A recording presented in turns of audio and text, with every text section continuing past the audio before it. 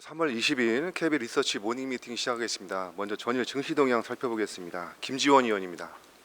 네, 안녕하세요. 시황팀 김지원입니다. 증시 동향 정리하겠습니다. 전일 증시는 FOMC 안도와 마이크론 실적 서프라이즈에 코스피는 2년 내 최고점을 기록했고 코스닥은 900선을 돌파해 마감했습니다. FOMC에서 연준이 올해 3회 인하 전망을 유지하고 파월 의장은 1월과 2월의 물가가 정책 기조 전반을 바꿀 정도라고 생각하지 않는다고 발언하면서 투자 심리는 안도감을 찾았습니다.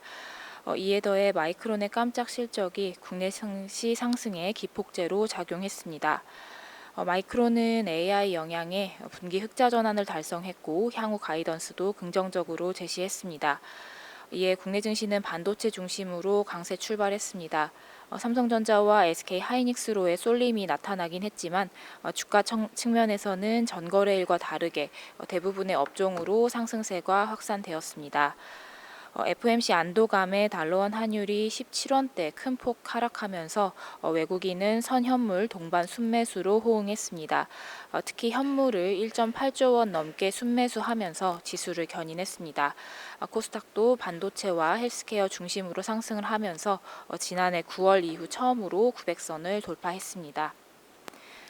해외 증시 살펴보겠습니다. 뉴욕 증시는 FOMC 안도 랠리가 이어지면서 3대 지수가 모두 사상 최고치 레벨을 경신했고 종목 모멘텀이 주도한 가운데 4거래일 연속 상승했습니다.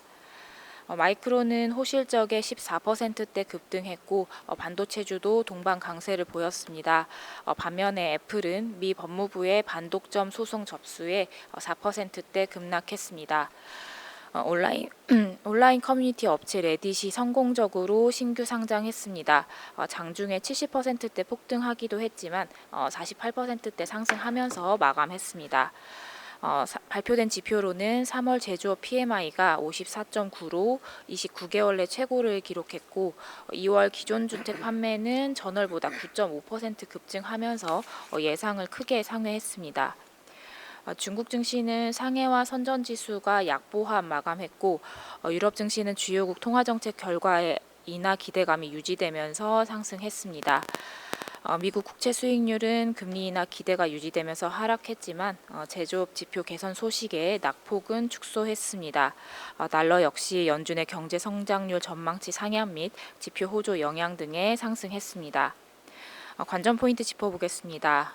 FOMC의 안도 랠리가 이어진 가운데 마이크론 강세와 애플 약세 등 종목별 이슈의 흐름이 차별화되는 모습입니다. 또한 스위스와 멕시코의 중앙은행이 주요국 중에서 처음으로 금리 인하를 단행했습니다. 영국 BOE는 동결했지만 인하 소수 의견이 존재했다는 점도 특징적입니다. 국내 증시는 양지수 모두 연중 고점을 도달을 하면서 단기 상승에 따른 부담이 있습니다. 하지만 불확실성 해소로 당분간은 양호한 흐름이 연장될 것으로 예상됩니다. 감사합니다. 네, FOMC 안도 랠리가 이어지면서 뉴욕 3대 지수 모두 사상 최고치를 수준을 기록을 했습니다. 국내 양지수 역시 연중 고점 도달했다는 그런 부담이 있겠지만 불확실성 해소로 당분간 양호한 흐름이 이어질 것으로 판단이 됩니다. 자, 다음은 일본 투자 노트, 일본 개인 투자자의 투자 습성에 대해 한번 알아보도록 하겠습니다. 강효주 의원입니다. 안녕하세요. 아시아 기업 분석 담당 강효주입니다. 17년 만에 일본의 마이너스 금리가 해제되면서 일본의 주식시장에서 일본 개인 수급이 굉장히 중요해진 것 같습니다. 그래서 이 일본 개인 투자자들의 투자 습성과 이거에 따른 투자 테마를 명확하기 위한 보고서를 작성했다라고 보시면 될 것 같습니다. 아무래도 일본은 엔저를 바탕으로 한 외국인 투자자들이 그동안 증시를 끌어올렸던 주축이었죠. 엔화의 향방이 어떻게 될지 모르겠다라고 의심이 되는 상황이 되었다면 아무래도 다른 수급 주체인 개인 투자자 역할이 커질 수밖에 없는 상황이고요. 게다가 올해 1월 1일자로 니사, 그러니까 한국어로 치면 ISA가 개편이 되었죠. 한도가 3배까지 크게 증액이 되었기 때문에 특히 이 개인 투자자들이 니사를 통해서 어떻게 거래를 하는가, 이 특징이 굉장히 중요한 시점이다라고 볼 수 있겠습니다. 니사 관련 기사 데이터는 분기에 한번 발표되기 때문에 새롭게 니사가 개편된 이후에 개인 투자자들이 진짜로 굉장히 많이 늘었는지 혹은 어떤 주식에 투자를 하고 있는지는 확인할 길은 없습니다. 그래서 과거 2023년 이전에 니사에서 보여줬던 특성으로 분석을 했다라고 보시면 될 것 같고요. 여기서 볼 수 있는 특성은 딱 두 개였다. 첫 번째, 간접 투자가 가능한 펀드나 ETF 시장의 확대가 굉장히 기대되더라라는 것입니다. 100주 단위로 종목을 거래를 해야 되다 보니 신니사가 도입돼서 한도가 진행이 되더라도 실제로 매수하기 어려운 종목이 굉장히 많습니다. 연간 증액된 매수 한도는 240만 엔인데요.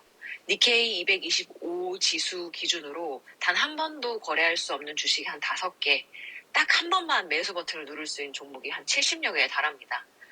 이 개별 주식 매매가 굉장히 어렵다 보니 이미 일본 금융당국은 니사 거래사 가능 상품을 굉장히 빠르게 늘려주고 있어요. 실제로 니사 계좌에서는 정부가 지정한 상품만 거래가 가능하거든요. 지난해 하반기부터 정부가 늘려준 신규 상품 수는 지금 1124개로 누적 거의 2500개까지 늘어난 상황입니다. 이건 일본 전체 시장에 등록된 펀드 수의 거의 50%나 차지한다라고 보시면 될 것 같은데, 이 덕인지 이미 올해 2월 펀드 자금 유입액이나 순자산 총액은 역대 최고치를 갱신한 상황이죠. 두 번째 특징은 고배당주 선호도가 굉장히 늘어날 것 같다라는 것입니다. 한마디로 고배당주 ETF로 우리 한국 투자자들은 관심을 좀 집중할 필요가 있어 보인다라는 뜻인데요. 니사의 운용 방법은 액티브식과 적립식 두 가지로 나눌 수 있습니다. 그런데 전체 연간 한도 중에서 실제로 한도 사용률을 뜯어보면 액티브는 20%도 안 되는 반면에 적립식의 경우에는 60%가 넘는 한도를 사용하고 있는 상황입니다. 우리나라랑은 조금 다르게 적극적으로 트레이딩을 하기보다는 좀 보수적으로 적립식 투자를 선호한다라는 의미이겠죠. 실제로 지난 5년간 적립식으로 니사 매입 상위 펀드들을 뜯어보면 해외 펀드, 분배율이 높은 해외 펀드들이 대부분이었습니다. 이러한 상황은 올해부터 좀 달라질 수 있다고 생각하는데요. 이 분배율 자체가 해외 상품이 굉장히 높았었는데 이제는 일본 자국 상품과 괴리가 거의 0에 가까울 만큼 수렴이 된 상황이고요. 일본 자산 같은 경우에는 배당금이나 투자 차익 모두 비과세인 반면에 미국으로 예를 들면 미국에는 10% 과세를 해야 하죠. 그러다 보니 수익률이 같다고 가정을 한다면 분배율이 똑같으면서 비과세인 일본 고배당 ETF로의 관심도가 굉장히 높아질 것 같습니다. 이러한 관점에서 저는 고배당 ETF 3가지를 좀 추천을 드린데요. 첫 번째로는 일본 거래소가 대표적으로 제시하고 있는 고배당 지수를 추종하는 넥스트 펀드 니케이 225 하이 디비덴드 일드 스탁 50이라는 ETF고요. 두 번째로는 일본 내 브랜드 파워가 굉장히 높은 노무라 운용사가 운용을 하면서 운용 보수가 상대적으로 낮은 1577 그리고 분배율이 가장 높은 글로벌 X 배당 ETF를 선호 종목으로 제시합니다. 자세한 내용은 리포트 내용 참고해 주시기 바랍니다. 네, 17년 만에 일본의 마이너스 금리가 해제가 됐습니다. 그동안 일본 증시는 엔저를 바탕으로 한 외국인의 투자자들이 주축했는데요. 앞으로는 증시 상승세 지속을 위해서는 개인 투자자들의 역할이 더 중요해지는 시점이 왔다고 할 수가 있겠습니다. 이와 관련해서 올해 1월 1일자로 시행 신니사 정책, 즉 한국판 IAS라고 할 수가 있겠는데요. 니사가 도입이 되면서 투자 한도가 늘어났는데 100주 단위 제한으로 인해 매수하기 어렵다고 합니다. 그렇게 되면 간접 투자 가능한 펀드 및 ETF 시장이 확대될 걸로 기대가 되고 있고, 또한 일본 투자자들은 적립 투자에 대한 높은 선호도를 가지고 있다고 합니다. 이와 관련해서 고배당주도 선호도가 확대될 것이라는 강효주 위원의 코멘트였습니다. 자세한 내용은 레포트를 참조 부탁드립니다.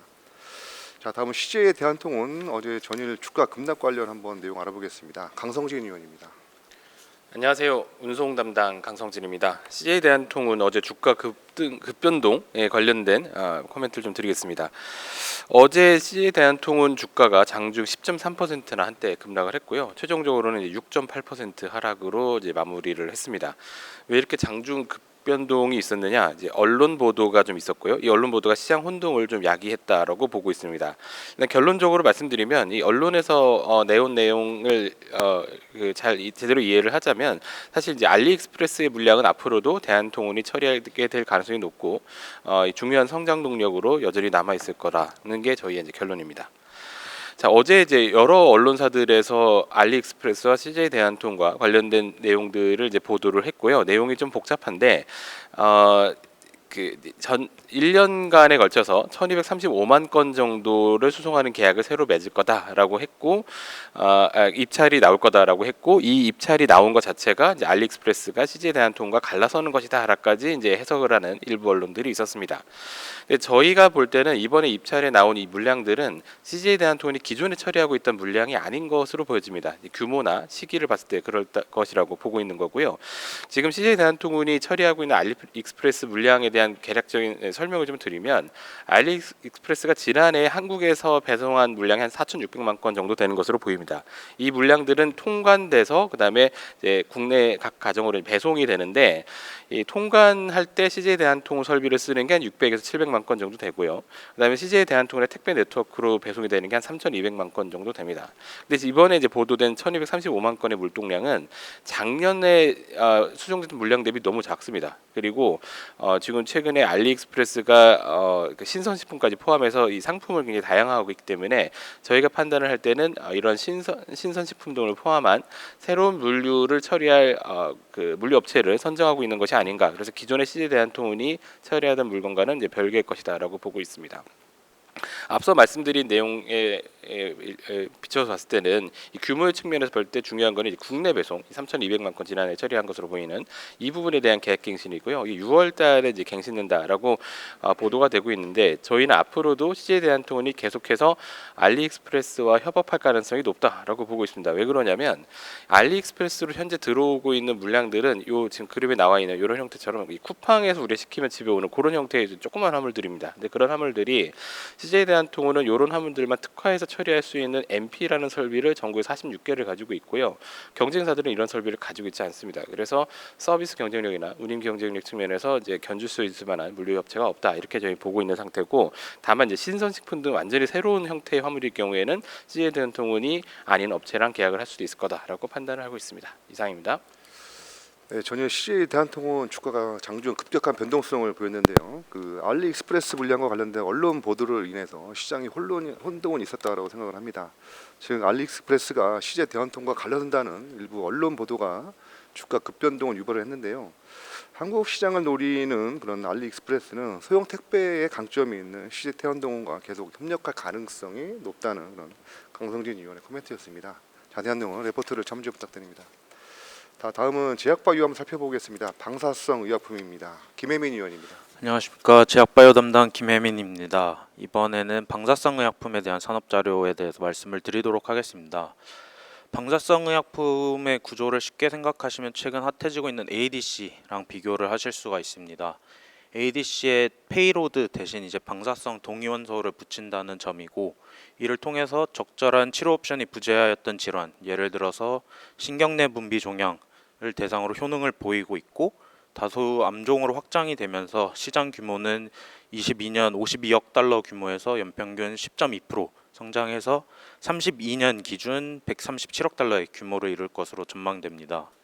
초기 성과는 예상과 달리 좀 부진하였습니다. 복잡한 처방, 투약, 모니터링 절차, 그리고 높은 독성 및 비용으로 인해서 방사성 의약품이 선호가 되지 않았습니다.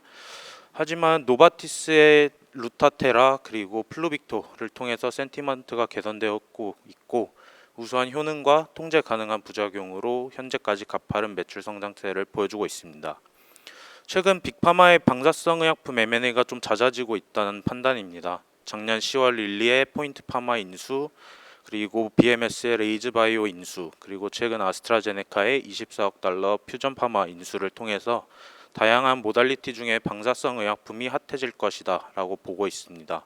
그래서 공통적으로 살펴보면 이제 베타에서 알파 입자로 바뀌고 있고, 그리고 공급망을 잘 보유 중이라는 점입니다. 그래서 향후 빅파마가 추가적으로 이쪽 분야에 진출을 한다면 이 카테고리에 부합한 바이오텍을 선호할 것이다 라고 판단이 되고 있습니다.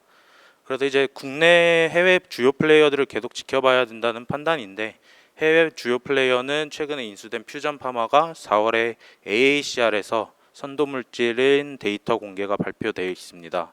그래서 이제 아스트라제네카의 인수가 과연 성공적인지 첫 성과 확인을 하실 수 있는 계기가 되고, 국내 상장사로는 퓨처캠이 있습니다. 기존의 알츠하이머, 파킨슨 진단제인 알자뷰, 피디뷰를 비롯해서 젠립선암 대상 치료제도 순항 중입니다. 이에 따라서 국내 해외 플레이어들을 지속적으로 모니터링 하시면서 투자에 참고하시면 좋을 것 같습니다. 이상입니다. 네, 방사성 의약품 산업 자료가 나왔는데요. 방사성 의약품의 구조는 그 ADC와 좀 비교할 수 있다고 합니다. 그래서 지금까지는 적절한 치료 옵션이 없었던 그런 신경 내분비 종양이라든지 전립선 암을 대상으로 해서 효능을 높이고 있고, 다수 암종으로 이제 확장이 진행되기 때문에 글로벌 방사성 의약품 시장은 2022년에 52억 달러에서 2023년 137억 달러 규모를 이룰 것으로 이렇게 전망되는 상황이라고 할 수가 있겠습니다. 물론 초기에는 아주 부진한 성과가 있었는데 노바티스의 루테라라든지 플로빅토로에서 그런 센티멘트가 개선이 되고 있는 상황이라고 합니다. 그래서 해외 주요 플레이어로는 퓨전 파마라든지 국내 상장사로는 퓨처캠이 있다는 그런 김혜민 의원의 코멘트였습니다. 네, 다음은 유통업종 한번 살펴보겠습니다. 박신혜 의원입니다. 네, 유통업종에 대한 산업 리포트 말씀드리겠습니다. 먼저 투자 의견 포지티브를 유지합니다. KB증권은 유통업종의 실적 하향 사이클과 밸류에이션 디레이팅이 모두 일단락됐다고 판단하고 있습니다. 백화점과 편의점 그리고 면세점 업체들 주가들은 모두 10년 동안의 최저 PE 수준에서 거래되고 있는데요. 이는 오프라인 유통 시장에 대한 구조적인 성장이 어렵다는 부정적인 시각이 지배적이기 때문입니다. 예를 들어 소비 경기의 부진이나 오프라인 점포 확장의 여력이 제한적인 점, 그리고 이커머스가 지속적으로 점유율을 빼앗아가는 점 등이 위협으로 작용하고 있습니다. 그러나 지난 2년 동안의 혹독한 디레이팅 구간을 뒤로하고 향후 2에서 3년간은 현재 수준의 밸류에이션 레벨이 유지될 것으로 예상하고 있습니다. 업종 투자 심리는 아직도 부진하지만 주가가 추가로 하락할 가능성은 제한적이라고 판단하며 향후 실적이 기대치를 충족하거나 또는 상회하는 업체들 중심으로는 매수 접근이 가능하다고 판단됩니다. 최선호주로는 호텔신라를, 관심 종목으로는 신세계를 제시합니다. 호텔신라는 2023년 하반기 내내 회복되지 못했던 중국인 입국자 수가 올해 1월부터 의미 있는 개선세를 보인 점에 주목할 필요가 있습니다. 다가오는 7월과 8월 여행 성수기를 앞두고 올해 상반기에 중국인 입국자 수가 전월 대비 증가하는 흐름을 보일 것으로 예상되어서 관련 지표들의 개선 추이가 확인되면서 주가도 반등을 시도할 것으로 전망됩니다. 신세계의 경우에 백화점 부문의 영업이익은 2024년에 다시 두 자릿수 증가 흐름을 회복할 것으로 기대가 되고요. 이에 더해서 면세 업종의 투자 심리 개선과 밸류에이션 매력 등을 감안했을 때 저가 매수 접근을 추천드립니다. 보다 자세한 내용은 리포트를 참고해 주시기 바랍니다. 예, 유통산업에 대해 투자 의견 포지티브를 유지를 하겠습니다. 유통업종의 실적 하향 사이클 및 밸류에이션 디레이팅 현상이 일단락됐다라고 판단하는데요. 지난 2년간의 디레이팅 현상을 뒤로하고 향후 2, 3년간은 현 수준의 밸류에이션이 유지될 것으로 예상을 합니다. 향후 실적이 시장 기대치를 충족하거나 상회하는 업체를 중심으로 해서 매수 접근이 가능하다고 판단이 되는데요. 최선호주로 호텔신라를 그리고 관심 종목으로 신세계를 제시하도록 하겠습니다. 자, 다음은 화학업종 살펴보겠습니다. 전우재 의원입니다. 안녕하세요. 오랜만에 석유화학이 좋아질 수도 있다라는 자료를 준비해봤습니다. 현재 NCC 업체들, 롯데케미칼, 대한유화 등의 주가는 최저점이기 때문에 연중 시황 반등을 기대하며 비중을 확대해볼 수도 있지 않을까라고 생각이 좀 듭니다. 우선 기존 시장의 우려는 제한적인 석유화학 수요 성장률 대비해서 지난 4년간 과도한 증설을 근거 장기 다운사이클을 전망하고 있습니다. 다만 최근 글로벌 석유화학 가동률이 값싼 플라스틱을 만드는 중국 위주로 가파르게 상승하는 모습이 포착되고 있습니다. 현재 중국 가동률이 3~4%만 더 올라도 사실상 풀가동이기 때문에 연중에 이제 마진이 반등할 가능성이 있고요. 그 다음에 한국으로부터도 수입을 확대해야 되는 이런 모습이 나타날 수 있다라고 보고 있습니다. 그 원인 중 하나로 생각되는 것은 이번 보고서가 다루고 있는 알리익스프레스, 테무 등 초저가 제품들을 사람들이 과소비하면서 플라스틱 및 화학 섬유 수요가 크게 증가되었다라는 점인데요. 한국은 1년간 인천공항의 직구 통관량이 7배나 늘었고, 미국 같은 경우에는 2022년도 9월에 런칭돼서 유저가 이제 5천만 명까지 올라가고 있는 모습입니다. 동기간에 그 플라스틱 가동률이 전 세계적으로 크게 개선되는 모습이 나타나고 있고요. 주요 4개 업체가 하루에 보내는 택배량만 해도 1.1만 톤, 연간 400만 톤에 달한다고 합니다. 이러한 제품들은 대부분 플라스틱으로 구성되어 있고 섬유로 구성되어 있고요. 그 다음에 포장재도 모두 얇은 플라스틱으로 제조가 되고 있기 때문에 대부분이 이제 플라스틱 수요라고 좀 봐주시면 될 것 같습니다. 이에 증설 대비 수요가 부진할 것이라는 기존 전망 대비 새로운 성장률을 가정한다면 연중에 기대하지 못했던 석유화학 마진 반등을 기대해 볼 수 있겠습니다. 추가적인 석유화학 수요 회복을 대비 롯데케미칼 등 범용 석유화학 비중 확대를 고려해 볼 만하고요. 그 전까지는 커버리지 내에서는 DL과 유니드, 금호석유 같은 종목들을 선호하고 있습니다. 이상입니다. 세계인들이 1년에 소비하는 석유화학 소비량이 약 34.2kg라고 합니다. 성장률은 약 3%, 3.5%로 계산이 되는데 물론 그 시장 참여자들은 2020년과 23년에 과도한 증설을 통해서 성장률이 좀 다운되었습니다. 그래서 장기적으로 다운 사이클을 전망을 하고 있지만 작년 1월 이후에 가동률이 크게 반등하고 있는 것으로 파악이 됩니다. 즉 공급과잉에 따른 마진 회복은 실패를 했지만 수요는 크게 회복된 것이라 볼 수가 있겠는데요. 수요 회복을 대비해서 롯데케미칼 비중 확대를 고려할 수 있겠고, 새로운 수요 사이클이 오기 전까지는 탑픽으로는 DL, 그리고 차 선호주로는 그동안 경쟁사 증설에 제한되었던 유니드와 금유 석유화학을 제시하도록 하겠습니다. 자세한 내용은 레포트를 참조 부탁드립니다. 다음은 SBS 한번 살펴보겠습니다. 최용현 의원입니다. 네, SBS에 대해서 투자 의견 바이 유지하지만 목표 주가는 15.7% 하향 조정합니다. 목표 주가 하향은 TV 시장의 부진 가능성이 높을 것으로 판단되어서 지배주주 순이익을 52.5% 하향 조정한 데 기인합니다. 컨센서스 대비로 한 40% 정도 이제 낮은 숫자이고요. 그에 따라서 이제 목표 주가의 2024년 PER은 한 20배 정도 되고 있습니다. 광고 시장 부진이 계속되고 있는데 다만 SBS 주가는 업황보다는 이제 TY홀딩스의 매각 이슈로 변동폭이 큰데 이러한 움직임이 지속될 것으로 예상을 합니다. 태양건설 이슈가 5월까지는 계속될 거라고 생각을 하고 있어서 그때까지는 계속 높은 변동성 계속될 거라고 생각을 합니다. 2024년에 광고 시장 특히 이제 TV 광고 시장에 대한 우려는 존재하고 있고요. 이제 이미 한국방송광고진흥공사도 지상파 광고 시장은 올해 역성장할 것이라고 지금 발표를 한 상황입니다. 따라서 저희도 이제 광고 시장은 부진할 것으로 예상을 하는데 다만 이제 올림픽 시점으로 해서 조금씩 개선되지 않을까라고 기대를 합니다. 그리고 콘텐츠 판매에 있어서도 이제 웨이브나 유튜브나 이렇게 콘텐츠를 제공을 하면서 매출액을 발생시켰는데 지금 이제 국내 플랫폼에서 콘텐츠 투자를 줄이고 있습니다. 그에 따라서 이제 SBS의 사업 매출도 이제 성장을 할 수 있을지 불확실한 상황입니다. 이상입니다. SBS 목표 주가를 32,000원으로 15.7% 하향 조정을 하겠습니다. 기대와 달리 광고 시장은 부진이 계속이 되고 있고, 현재 SBS 주가는 업황보다는 TY홀딩스와 그런 SBS 매각 이슈로 변동폭이 큰데 당분간 이런 움직임은 지속될 것입니다. 잘 아시는 것처럼 태양건설 이슈로 5월까지 높은 변동성은 지속될 것이라는 그런 전망이었습니다. 자, 오늘 마지막 기업 HCT 살펴보겠습니다. 성현동 의원입니다. 네, 안녕하세요. 스몰캡 담당 성현동입니다. HCT 말씀드리겠습니다. HCT는 전자기기 등의 시험 인증 서비스, 그리고 측정기기의 교정 및 수리 등을 주사업으로 영위하는 기업입니다. 2000년에 설립돼서 현대전자의 품질 보증 사업 부문을 양수받아서 시작이 되었다라고 보시면 될 것 같습니다.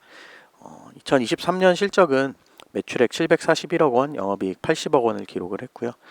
주요 사업 부문인 정보통신기기, 시험 인증이 다소 정체되었음에도 불구하고 이제 신규로 진출한 차량 전장용, 그리고 2차 전지, 그리고 국방 방산 등의 신규 시장에서의 성장이 두드러지면서 사상 최대 매출액을 기록하였습니다. 올해 실적은 매출액 881억 원, 영업이익 115억 원으로 전망을 하고 있고요. 관련해서 체크포인트 말씀드리겠습니다. 첫 번째로는 정보통신 부문의 시험 인증 수요가 증가될 것으로 예상을 합니다. 폴더블 폰과 같은 신규 모델이 출시가 이어지고 있고요. 두 번째로는 이제 AI 같은 신기능이 탑재되면서 시험 인증의 물량 증가뿐만 아니라 신기술 적용에 따른 단가 상승이 동시에 진행될 것으로 전망을 합니다. 두 번째로는 방산 원전 관련된 시험센터 준공 및 가동이 2024년 3월로 예정이 되어 있습니다. 그래서 이제 미 국방용 군용 하드웨어 시험 규격을 충족을 시키고 있고요. 또한 국내에서는 한국 원자력안전재단의 전자파 분야 성능 시험 기간 인정을 받아서 방산과 원전 관련된 매출이 안정적으로 성장할 수 있을 거다라고 보고 있습니다. 마지막으로는 이제 미국 법인의 실적 개선을 좀 예상을 하고 있습니다. 2018년에 현지 시험소를 인수하면서 실리콘밸리 소재 IT 기업들 대상으로 시험 인증 서비스를 진행을 하고 있고요. 과거에는 적자 폭이 좀 큰 법인이었는데 작년에는 매출액 518만 불 그리고 영업 적자를 23만 불로 축소를 하면서 점차 BEP 수준에 근접해 가고 있는 상황입니다. 시험 인증 수요는 당연히 전방 산업의 경기에 좀 민감한데요. HCT는 이러한 변동성을 좀 완화하기 위해서 기존에 사업하고 있던 정보통신에서 이제 자동차 전장, 배터리 그리고 국방 방산 등으로 사업 영역을 좀 확대하면서 실적의 변동성을 완화시키려고 노력을 하고 있습니다. 또한 이제 교정 사업 같은 경우에는 수요가 주기적으로 발생을 하기 때문에 교정 사업을 키워가면서 매출의 안정성을 조금 더 높이려고 하고 있다라고 이해하시면 될 것 같습니다. 감사합니다. 네, HCT는 전자기등의 시험 인증 서비스 업체죠. 그래서 2024년 실적은 매출액 881억 원, 영업이익 115억 원으로 각각 19%, 43% 성장이 됩니다. 체크 포인트는 정보통신 부분 시험 인증 수요 증가가 예상이 되고 있고 방산원전 시험센터가 1분기 준공 예정입니다. 이와 관련해서 방산 및 원전 관련 매출 성장도 본격화가 예상이 됩니다. 세 번째는 미국 법인 실적 예상된다고 하는데 자세한 내용은 레포트를 참조 부탁드립니다. 이상으로 3월 20일 KB 리서치 모닝 미팅 마치겠습니다. 감사합니다.